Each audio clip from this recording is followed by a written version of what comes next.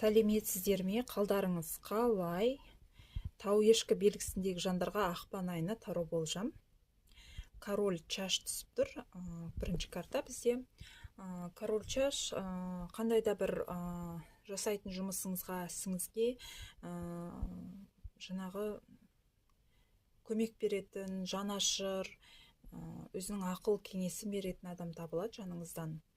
Ол шынайы беретін көмегі де, беретін ақылы да шынайы. Ол ер адам, екінші жартыңыз болуы мүмкін, нәзік жандылар болсаңыз, немесе ер адам, басшыңыз болуы мүмкін, бауырларыңыз, сізге жан ашитын жан.